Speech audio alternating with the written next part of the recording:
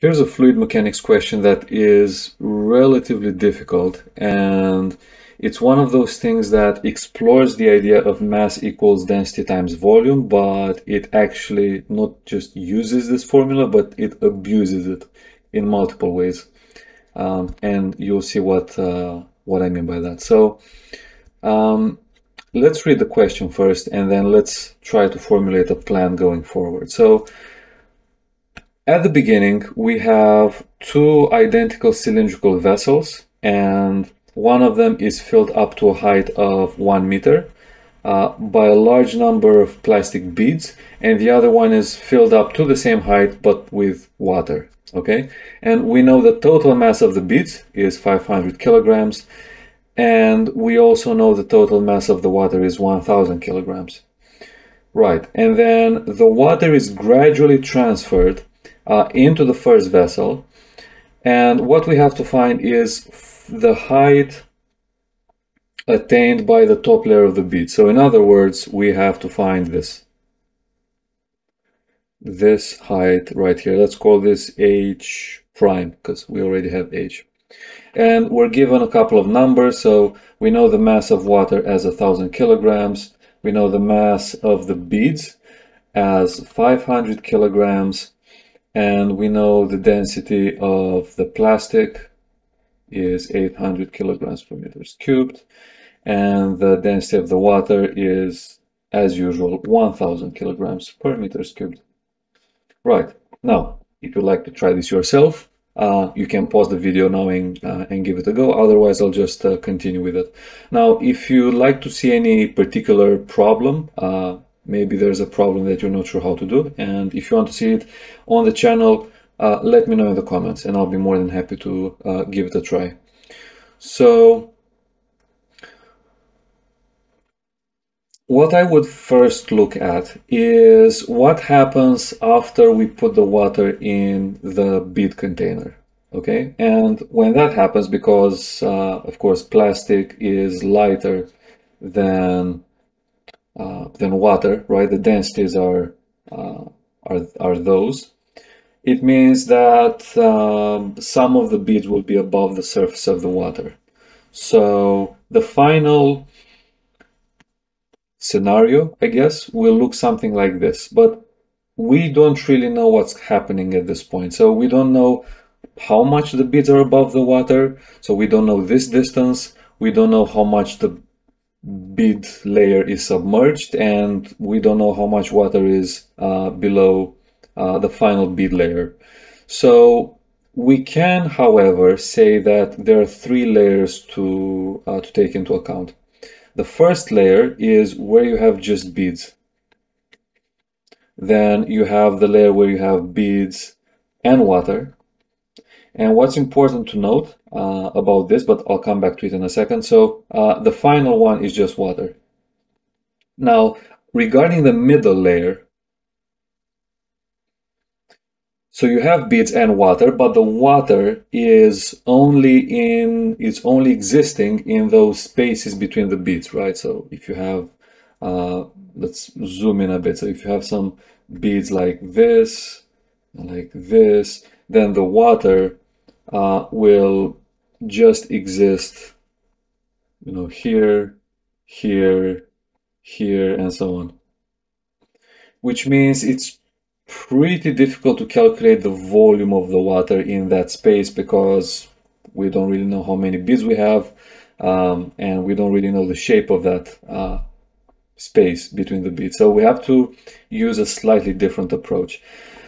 Okay, so the first thing I would do is I would first look at the bead container as it was before the water got in. So let's take this and let's put it here like that, and let's talk about this for a second. So we know that the mass of beads is 500 kg, and we know the density of the beads or density of the plastic is 800 kilograms per meters cubed. Now, from this point onwards, I'm going to stop using numbers, okay? So everything that I'll do will be just with symbols.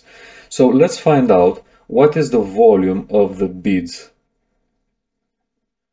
Okay, so the volume of the beads is the mass of the beads. divided by density. That's it. So this is essentially the volume of one bead multiplied by however many beads there are, right? So this represents the total volume of the physical beads. It doesn't represent this volume, right? Not the total volume including the air and the beads. Okay, this is just the volume of those like spheres. Now, to find the volume of the space in between the beads, another way to do it rather than using some complicated geometry is to find that total volume, which is essentially the volume of the entire space underneath the first layer of beads, and from that we subtract the volume of the beads themselves. And that's going to give us the total volume of the air in between the beads. And we know what this is. We know what this is. Yeah, this is m, small m over rho. And actually we can find the V total as well, because in the second container initially we have water, and you know that any fluid occupies all the space it has available. So this V total is actually the same as the volume of the water from the first vessel, right? Which is, and we can find that as well. So that's the mass of the water over the density of the water. Okay, so that's V total. So the V total, the total volume underneath the first layer of beads, which is referring to the whole space, that's the beads and the air, is the same as the volume occupied by the water in the second vessel. So what's the volume of the inter-bead space? So that's going to be the two of them subtracted from each other. So that's capital M over rho 0 minus small m over rho. And that's it. So the volume of the space, that's the, yeah, you know which space we're talking about now. That's m over rho 0 minus small m over rho. Right. So in other words, after we put the water in, the volume of this space essentially stays the same because the beads keep their shape, if that makes sense. So the mass of the beads stays the same, the volume of the beads also stays the same. So the volume of the space in between the beads after you put the water in, that's the volume of the like everything that's in between, both for the beads above the water and for the beads below the water. The volume, the total volume is going to be equal to what we have here. And you can actually calculate that if you want, because we have numbers for everything so far. Now, what we should try to do now is we should look at a way of finding this H prime value, right? So we should find a way of calculating what is actually this total volume from the bottom of the tank all the way to the top layer of the beads. And to do that, I will first try to find how much water, what volume of water is underneath the bottom layer of the beads. Okay, and to do that, it will be a bit tricky, but what we should aim to do first is find the volume of water. So find the volume of water which exists, volume of water which exists in between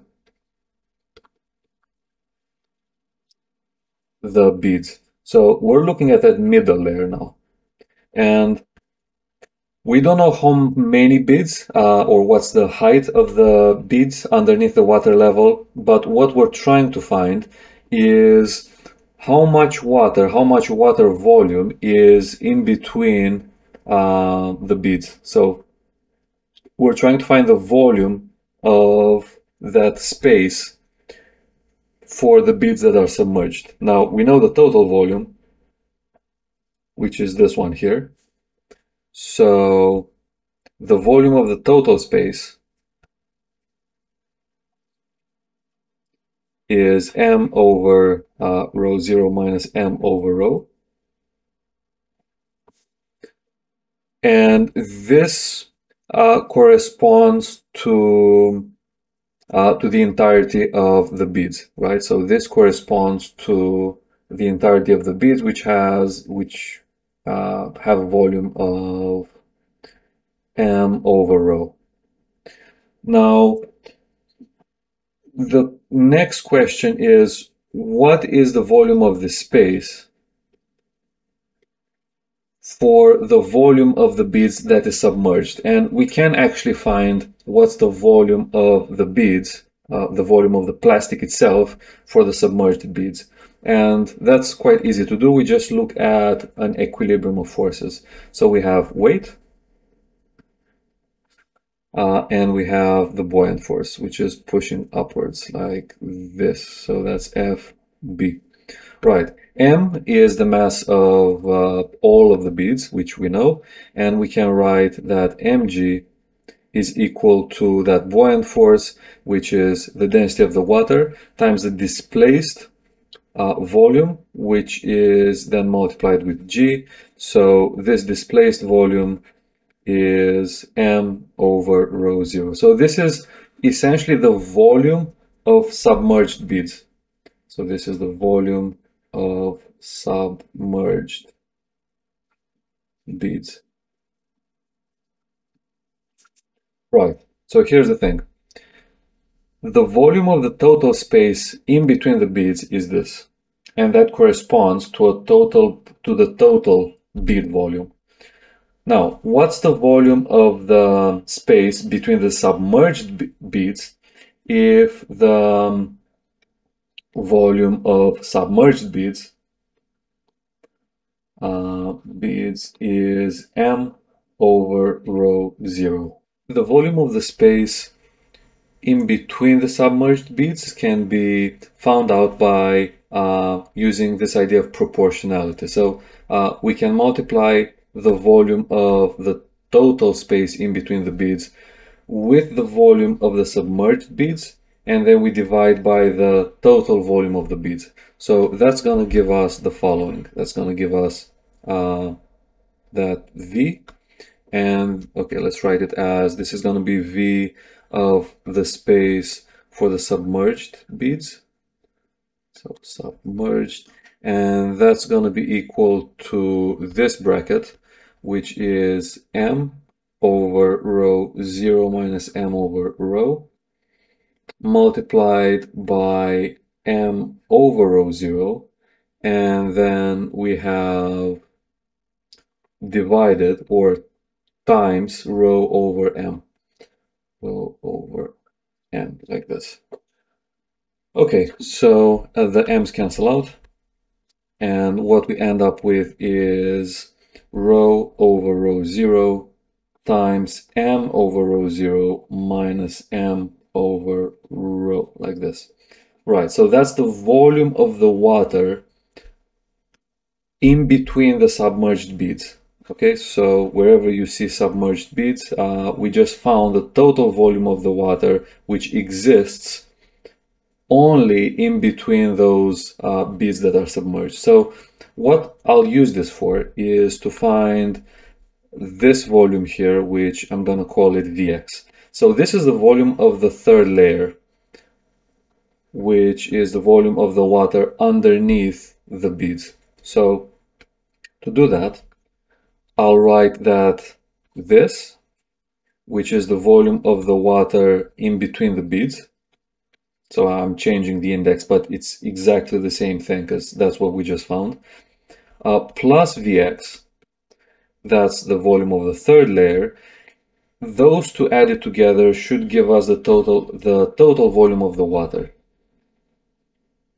of the water, right? Because essentially the water, what happens with the total volume is that it's distributing itself between this third layer and also in the second layer. So it's between the beads and it's also in the third layer. So we can say that this plus what we're trying to find is the total volume of the water, and this is the total volume of water at the beginning, because the total volume of the water stays the same, and that's gonna be essentially the m over rho times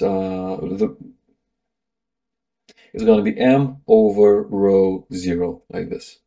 So let's find out what Vx is from here. So Vx is going to be m over rho 0 minus this, or which is this basically. So rho over rho 0 and then times m over rho 0 and then minus lowercase m over rho.